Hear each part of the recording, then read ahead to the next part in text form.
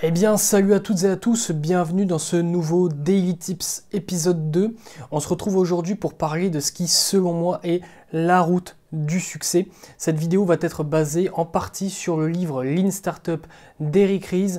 J'en ai tiré plusieurs clés, j'en ai tiré très exactement 3 clés plus un bonus, donc 4 clés qui vont te permettre d'appliquer la méthode Lean Startup à ta création de contenu pour absolument tout défoncer. À l'heure actuelle, peut-être que tu hésites un petit peu sur ton idée, peut-être que tu n'es pas tout à fait sûr qu'elle va fonctionner. Tu as certainement un projet de création de contenu, un projet bien ficelé que tu as vu dans ton esprit, que tu as matérialisé sur des plans, etc. Mais tu ne sais pas encore si ça va véritablement cartonner. Et le problème de la plupart des entrepreneurs qui veulent créer du contenu, mais de tous les entrepreneurs en règle générale, c'est que souvent on fait cette erreur de travailler dans notre coin pendant des mois et des mois sur un projet bien précis avant de le proposer à notre audience pour voir si ça marche. Et toi, ce que tu aimerais, c'est peut-être avoir un système simple et efficace qui te permet de pouvoir valider ton idée ou tes idées très rapidement pour ne surtout pas perdre de temps, d'argent et d'énergie à trimer dans un projet qui au final peut-être une fois qu'il sera lancé ne rencontrera pas le succès que tu pensais. Et donc dans cette vidéo, on va voir le système mondialement connu du Lean Startup et on va voir ça en 4 grandes étapes. On va voir ça premièrement sur le fait de tester ton marché rapidement. On va voir ensuite comment améliorer ton contenu facilement. Dans un troisième temps, nous allons voir comment gérer un contenu qui ne fonctionne pas. Ça peut arriver malheureusement et on va voir comment gérer ce problème.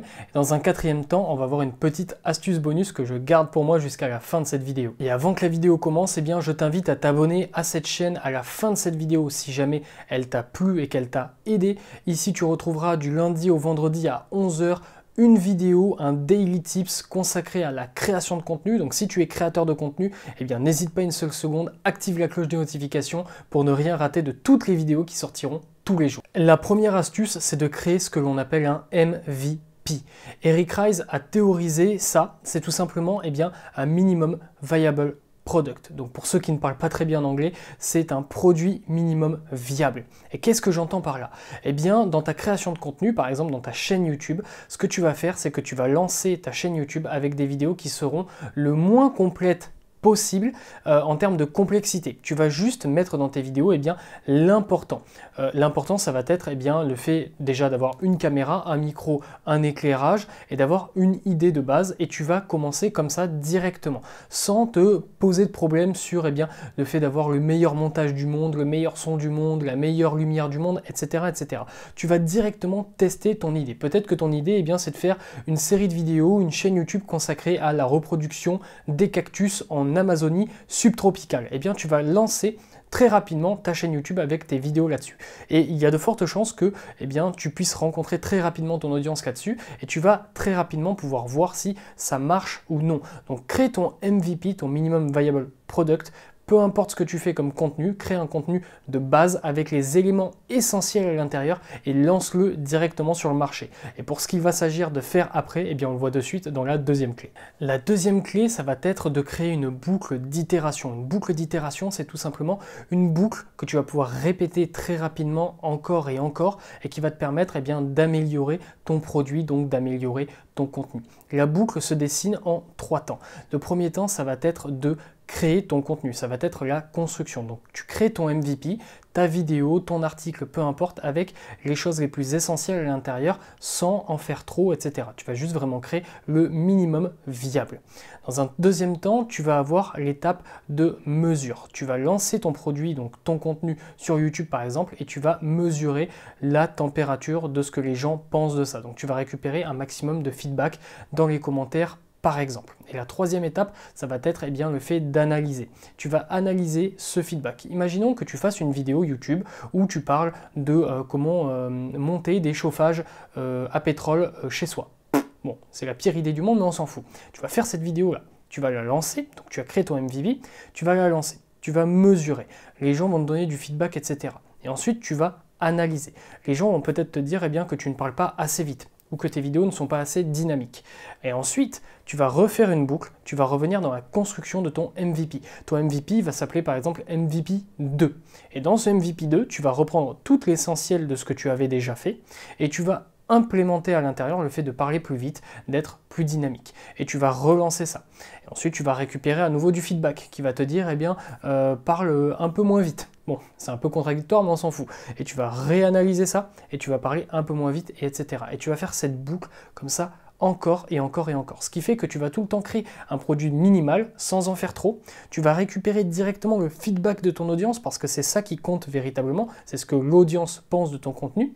Et ensuite, tu vas analyser ces retours pour les implémenter encore et encore. La troisième astuce, ça va être le pivot. On va apprendre ensemble à gérer un MVP, une idée qui ne fonctionne pas. Malheureusement, ça peut arriver, ça arrive même extrêmement souvent que ton idée de base, eh bien, ce ne soit pas forcément la bonne. C'est normal, c'est un échec comme un autre et il faut s'en servir pour rebondir, pour pivoter. Donc on va voir ensemble plusieurs exemples de pivots. J'en ai pris 3 et il y en a beaucoup plus, notamment dans le livre d'Eric Ries. D'Eric Ries peut-être, je ne sais pas comment ça se prononce, dis-le moi en commentaire si jamais tu le sais, d'Eric Ries on va dire.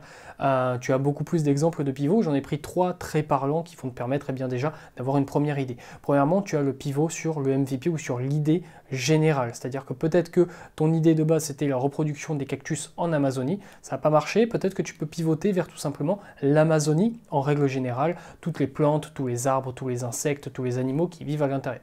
Je te donne une idée à la con comme ça, mais c'est pour que tu comprennes un petit peu l'idée de ce pivot-là. Tu as aussi le pivot sur l'audience. C'est-à-dire qu'à la base, peut-être que tu t'es dit que ton audience était du 18-25 ans et qu'au final, tu te rends compte que ton audience est du 45-65 ans. À ce moment-là, tu vas pouvoir faire un pivot pour adapter ton discours, adapter ton vocabulaire, adapter ta vision, adapter les exemples, les références, etc. que tu vas utiliser pour être plus adapté à ton audience qui convertit la mieux. La troisième possibilité de pivot, ça va être le fait de changer de canal d'acquisition. Peut-être que ton sujet ne fonctionne pas sur YouTube en vidéo parce que les vidéos YouTube c'est un peu trop tac-tac, peut-être que parce que l'audience sur YouTube n'est pas celle qui est adaptée, et du coup tu vas partir sur un blog ou sur des podcasts, etc., etc. Le fait de changer de canal, ça peut véritablement changer la vie parce que toutes les idées ne sont pas bonnes sur tous les canaux de diffusion. La quatrième astuce, c'est l'astuce bonus, c'est la règle d'or, tout simplement de la productivité. La règle d'or de la productivité, c'est d'avoir des systèmes et des outils qui sont simples et efficaces à utiliser. N'utilise surtout pas des outils ou des systèmes qui sont trop complexes. Si tu crées du contenu vidéo, ne te fais pas chier à prendre des outils de montage vidéo qui sont super compliqués. Si ce que tu fais, c'est parler devant une caméra comme je suis en train de le faire, ça ne sert à rien. Tu peux largement avoir un bon montage avec des applications mobiles telles que par exemple Splice sur iPhone ou Power Director sur sa forme gratuite sur Android. Ça suffira largement à faire du bon contenu. Et petit à petit, tu peux éventuellement augmenter en gamme en prenant par exemple LamaFusion, qui est une excellente application de montage sur iPhone, sur iPad, etc. Ou alors embaucher un monteur freelance. Mais ne te prends pas la tête avec des systèmes qui sont trop compliqués. La boucle d'itération, c'est un système qui est simple. Tu construis, tu mesures, tu analyses, tu implémentes et tu recommences. C'est facile à utiliser et ça va te permettre de gagner du temps, de l'énergie et parfois même de l'argent. Donc ne te prends pas la tête avec des systèmes trop compliqués, ça va juste t'empêcher de créer du contenu facilement. Et ça, c'est la pire chose qui arrive à un créateur de contenu. Donc pour résumer très rapidement, quelle est selon moi la route du succès? C'est très simple. Premièrement, tu vas prendre un MVP, tu vas prendre ton produit minimum viable. Tu vas le structurer autour des éléments essentiels.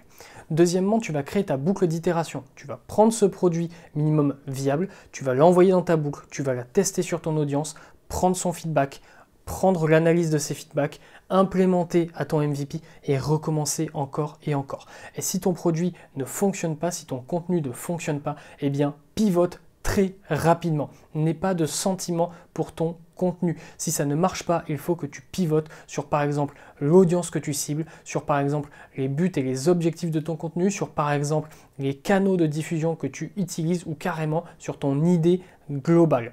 Et enfin, la quatrième étape, ça va être d'utiliser des outils simples pour travailler tout ton contenu, toute ta productivité en règle générale. Il faut que tu utilises des outils qui sont simples, qui ne sont pas compliqués à utiliser, qui ne sont pas trop faillibles, parce que des outils très compliqués à utiliser, parfois ce sont aussi des outils qui peuvent bugger, et quand tu perds du contenu parce que ton logiciel de montage qui est trop compliqué à utiliser, il a planté, ça fait chier. Ok, donc du coup, utilise des outils simples, ce sera la meilleure chose que tu pourras faire. Et en suivant ces 4 étapes, tu suivras la route du succès. Cette vidéo est donc maintenant terminée. J'espère qu'elle t'a plu, j'espère qu'elle t'aura appris à emprunter la route du succès.